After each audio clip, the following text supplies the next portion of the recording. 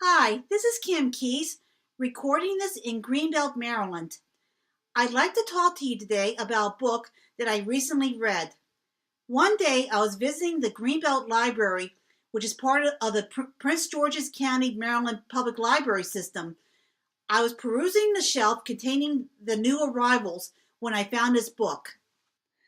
The book is called Dressing the Decades, 20th-Century Vintage Style, and it was written by Emmanuelle Dirix. Here are a few words about dressing the decades. It takes a look back at all the changes in women's fashion over the 20th century. It focuses on the history of fashion during the 20th century and how it coincided with the big events during that time, such as the Great Depression and World War II. It also has a lot of photographs and illustrations.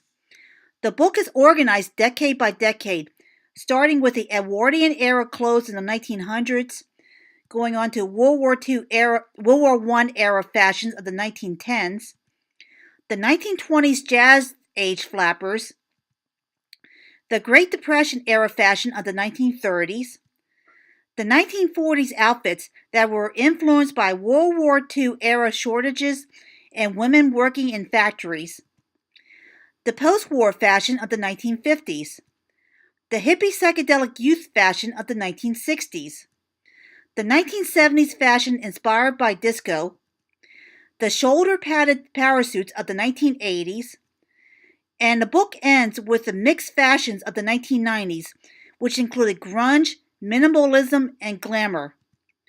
The book also highlights the fashion designers behind setting the fashion trends of the various decades.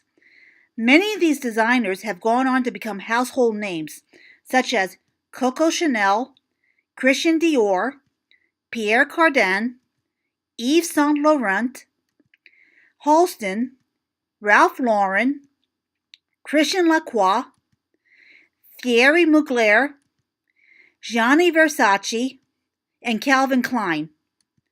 The bottom line, the book is well researched, and anyone who's a student of fashion history or even 20th century history in general will get a lot out of this book. There are all kinds of tidbits peppered throughout the book. Here's one example.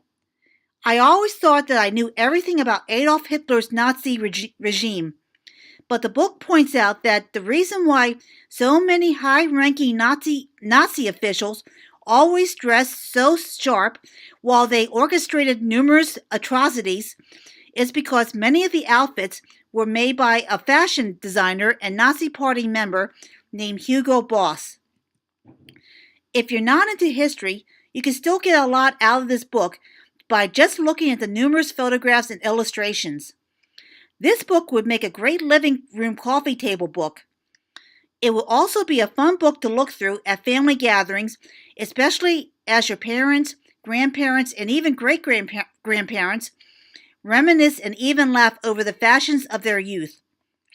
So that's it for my review of Dressing the Decades, 20th Century Vintage Style by Emmanuelle Dirix. So anyway, this is Kim Keys in Greenbelt, Maryland, signing off now. Have a nice day and goodbye.